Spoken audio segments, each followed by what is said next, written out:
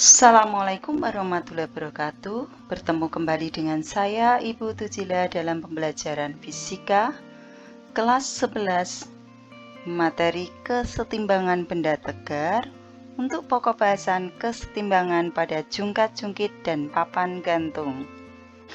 Kesetimbangan pada jungkat-jungkit ini kita sajikan di sini ada contoh soal.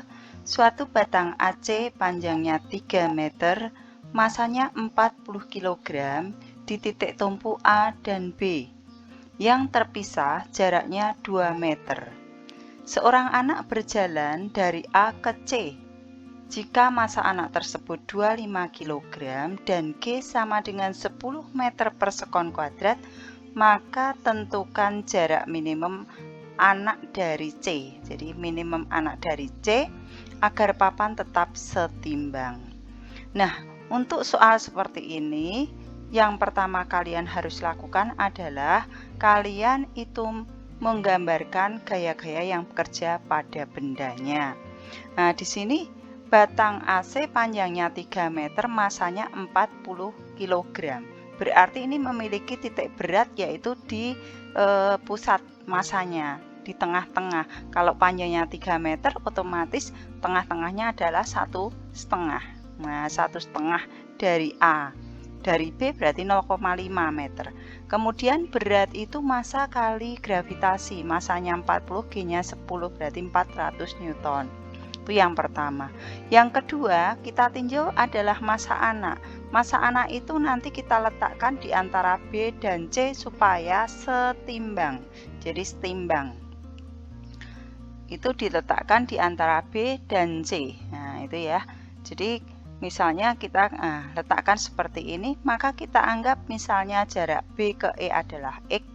Berarti C ke E itu adalah 1 dikurangi X, karena tadi B ke C adalah 1 meter.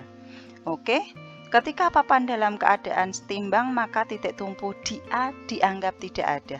Jadi ketika papan ini setimbang, otomatis yang di A ini tumpuannya ngambang. Nah, berarti tidak menumpu ini, sehingga ini dianggap tidak ada. Nah, tiada, sehingga tumpuannya hanya di B saja.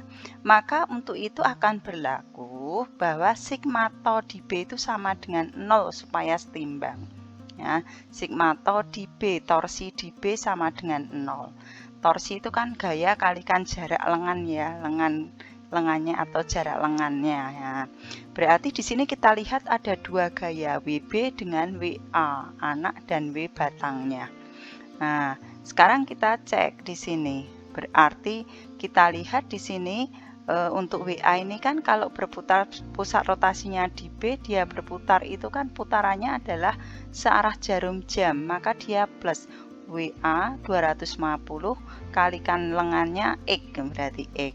Kemudian WB 400 Newton ini kalau dia berotasi itu kan berotasinya nanti berlawanan arah jarum jam. Jadi putar berlawanan arah jam berarti minus 400, kemudian panjang lengannya adalah 0,5, D ke B itu 0,5 sama dengan 0. Oke, kemudian 400 kali setengah itu 200. 200-nya kita pindah ruas ke kanan, berarti dia bernilai positif.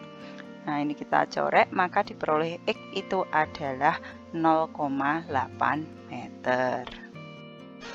Baik, sekarang kita akan berbicara mengenai kesetimbangan pada benda yang digantung seperti gambar. Ini biasanya kalau ada papan reklame atau lampu di jalan itu prinsipnya menggunakan seperti ini gitu ya. Nah, di sini jika massa batang AB adalah 1 kg, beban C-nya adalah 2 kg, hitung tegangan tali BD, sistem setimbang. Nah, ini sistem setimbang. Langkahnya sama seperti tadi. Yang pertama adalah kita harus menggambarkan gaya-gaya yang bekerja dulu. Batang AB 1 kilo, berarti batang AB ini terletak di pusat massa. Pusat massanya adalah separuh dari batang AB. Nah, ini berarti separuhnya, ini separuh lengan AB, nanti berarti setengah LAB ini. Dan massa beban C. Nah, WC. Ini nanti berarti kalau kita lihat WP-nya batangnya itu adalah 10 Newton karena 1 kali 10. Kalau WC-nya ini adalah 2 kali 10 karena W itu sama dengan M kali G gitu ya. Nah, kemudian kita lihat bahwa TBD ini masih membentuk sudut sehingga ini harus kita proyeksikan ke arah sumbu Y vertikal ya. Nah, supaya nanti tegak lurus terhadap A. Nah, ini berarti kalau kita proyeksikan terhadap sumbu Y itu TBD sinus 45 derajat. Ini penguraian vektor dulu di kelas 10 ya. Nah, sekarang supaya terjadi kesetimbangan, maka sigma tau di A itu sama dengan 0. Karena kalau misalnya tali BD ini putus, maka akan terjadi berotasi. Batang ini akan berotasi. Nah, pusat rotasinya adalah di A. Nah, supaya sistem setimbang, maka sigma tau A sama dengan 0 gitu ya. Nah, sekarang gaya-gaya yang bekerja itu kalian perhatikan adalah WP, WC, sama TBD sinus 45. Nah, ini gaya-gayanya. Nah, nanti kita lihat taunya. Sekarang kita WP kalikan jarak BP sampai A, itu kan setengah LAB. Kemudian WC ini lengannya adalah LAB. Nah, ini kan kalau berputar searah jarum jam. Kemudian untuk TBD sin 45 derajat, ini kalau berputar adalah berlawanan arah jarum jam.